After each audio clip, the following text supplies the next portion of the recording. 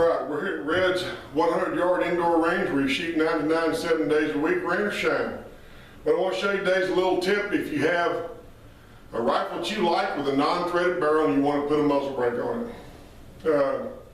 The way that we install a muzzle brake for long range shooting, because I want you to think of a muzzle brake as moving your crown out. You're moving your crown out that 1.5 or 2 inches, so it's very important on your muzzle brake. A lot of people don't think about their muzzle brake and their guns don't shoot that well. What we do, and I've had rifles before that you'd have the barrel threaded and they would just screw on a brake years back. They would just screw on a brake and the gun wouldn't shoot good, and you screwed the brake off and it would shoot good again. So what we figured out real quick, I didn't want to get in an argument back and forth whether it's the gunsmith or the muzzle brake that's wrong. What we did is this.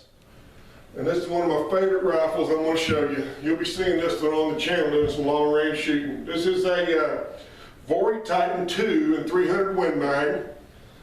That's the same thing as a Klein Gunther K15 improved. And it's got set triggers. And it's just amazing. Every time I put this rifle in a sled with my Muzzle Accuracy.com hunting bullets, I've shot 100,000 screw or less. One day we were here and I put it in a sled and I shot a .062 group of 3 and went and drank Coke, came back with a cool barrel, shot, backed that up with .067.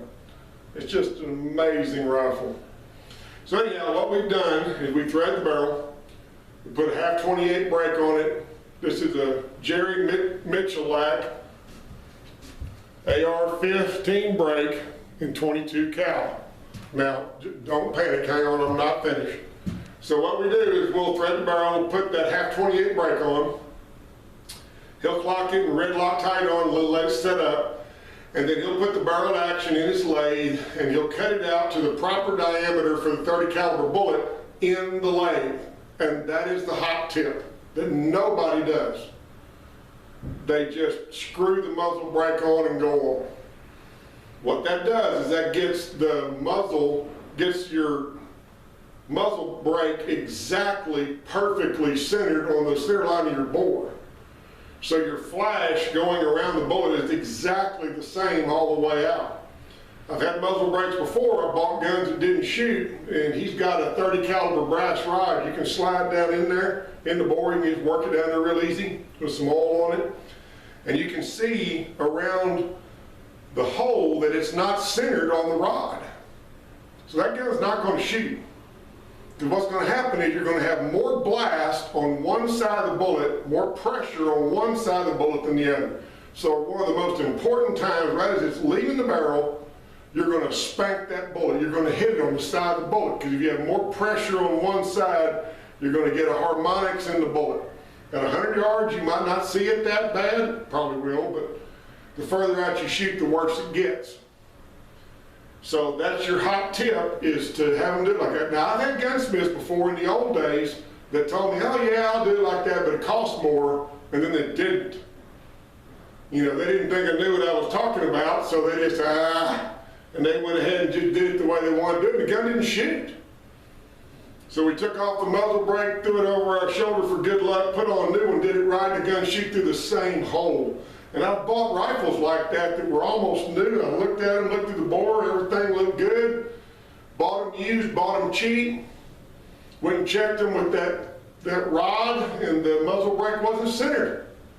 So somebody bought that rifle, put an optic on it, took a beating to sell it, and the only thing wrong with it was the muzzle brake. Take it to Mark, had him, put the muzzle brake on right, and the rifle shoot through the same hole. So if you're not sure that your gunsmith will do what you want him to do, then you can contact Mark for Tumbleweed Custom Rifles, and him or Robert will go ahead and put your brake on for you right, and you'll have your shooter. So anyhow, be sure, and we're going to be showing you all kind of little tips like this. A lot of them we're going to try, going to be do-it-yourself. Some of them will be gunsmithing tips, little things you can do for your rifles and pistols to make them shoot better.